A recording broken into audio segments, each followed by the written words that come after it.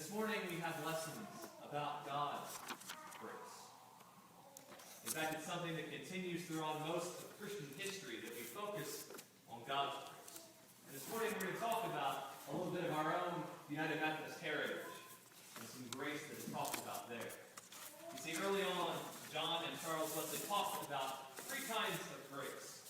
Still God's grace, but three ways that we receive it. It's called prevenient, justifying, and sanctifying grace. In fact, these aren't just fancy seminary terms. You've seen them and probably know a lot more about them than you think.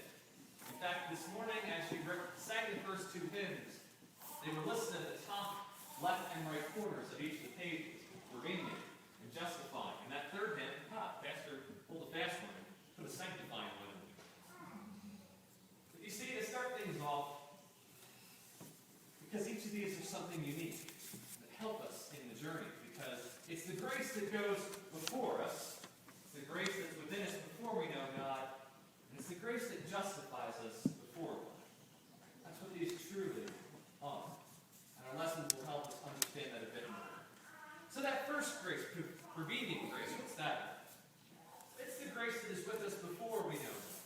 It's the grace that covers us before we truly knew what sin was or who the Lord was. It's that grace. It's the one that was with us beforehand, the grace that was before. And maybe I'll explain it with a little personal story.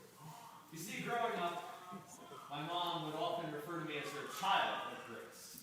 And I thought, oh, cool. I got a title. But as I grew older, I got inquisitive, and I was like, Mom, why do you call me your child of grace? And she would lovingly look at me and say, child, it's only by the grace of God that you're alive. And since you know probably what she's getting at, you know the sentiment and the love that's truly behind something like that. Because you see, whether it's from a parent or from God's perspective, when you're a child, you don't truly know everything that you're doing. The consequences that come as your actions. You know, as a child, you may do things that as an adult you say, ooh, I shouldn't have done that. And it's the same way with the Lord. As we grow up, as we're children, we don't know the full consequence of sin or how broken our world is. And thanks be to God that He doesn't dish out punishment equal to our sin. Because it wouldn't just be some people out in the world that would be in trouble. It would be all of us, sitting here or otherwise. We'd all be in a heap of trouble if we got what we deserved. But you see, God's grace is greater than that. It covers us before we even know who He is or know what we've done wrong. It's the grace that makes sure we don't get what we deserve, but have an opportunity to come back and repent of it. To say, I'm sorry to God, or to our neighbor, or to our loved ones. It's a chance to make things right. In our first lesson here this morning, Jesus encounters something that deals with that second grace. He comes across some people who are a little self-confident, let's say, in who they are. They feel like they're a little bit more righteous than other people, and he sees them kind of putting people down as a result. So he gives them a little parable, a little test, and he says, okay, there's two people in the temple praying. There's a Pharisee and a tax collector. Let's pause that right there, because to understand the rest of this, we got to know what's in the minds of the people that are hearing this. Because on the one hand, you got a Pharisee, one of the two orders that were pretty prominent during Jesus' time. So this is going to be a respected person, a person of authority. So pretty much in the minds of his hearers, this guy clearly is going to win the battle. Whoever is second, this person's probably going to be the person of morale. This is going to be the person that speaks better, knows the Lord better. And then Jesus pulls a fast one. Says the other person in the temple who's praying is a tax collector. And immediately, those people probably closed their minds and said, oh, we know exactly how this is going to end. Because in their time, Rome was occupying their land. It required of all its territories a tax, money to fuel the empire. And the people who made sure that was due and collected were tax collectors. And they weren't always people from outside their homeland. Sometimes they were people that you knew. Friends, family. Taking things that were yours and giving it over because it was what was required of them. It was their profession. And Rome could have cared less at that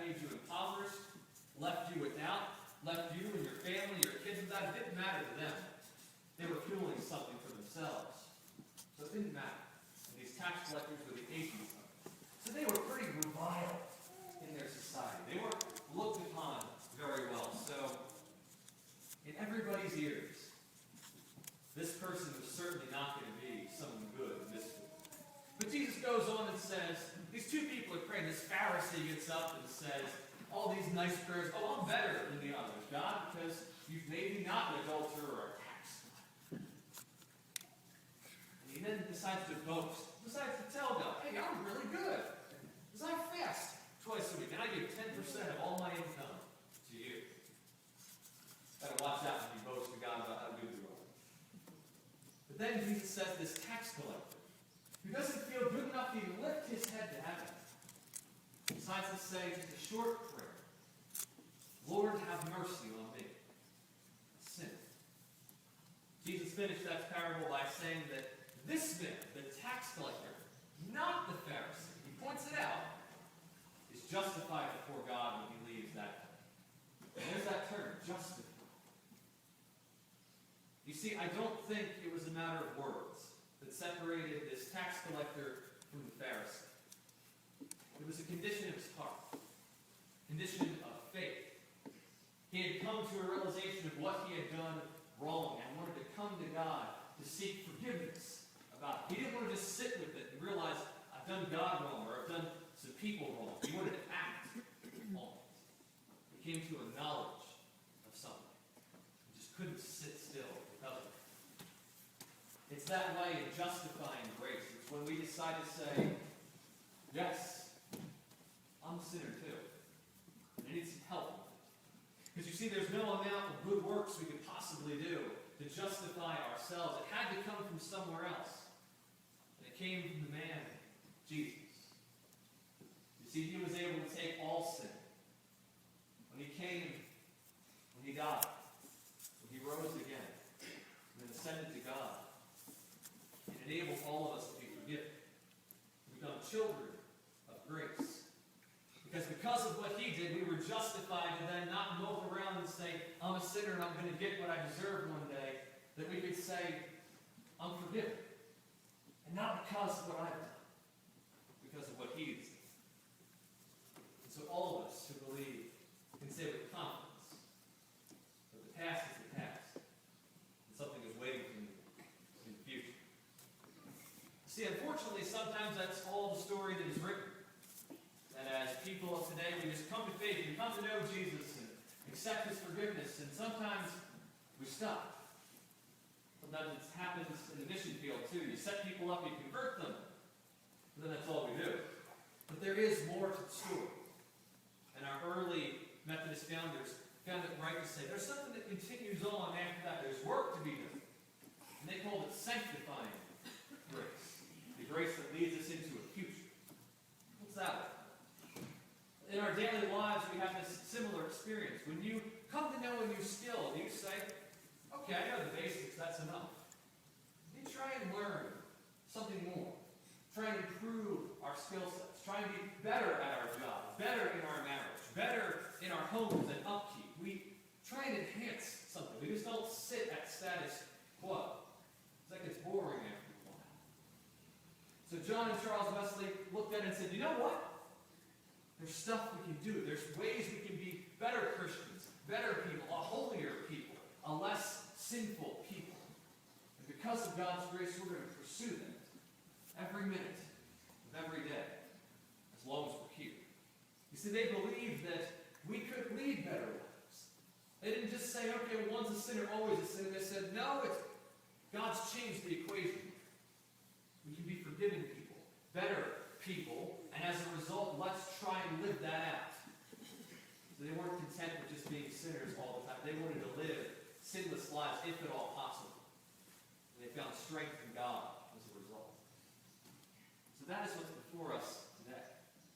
God has invited us to be his children of grace. People that are forgiven of their sins, but also asked to move forward. To be his examples to everyone. To constantly better ourselves. Every area of our life. So let's give thanks for that great offer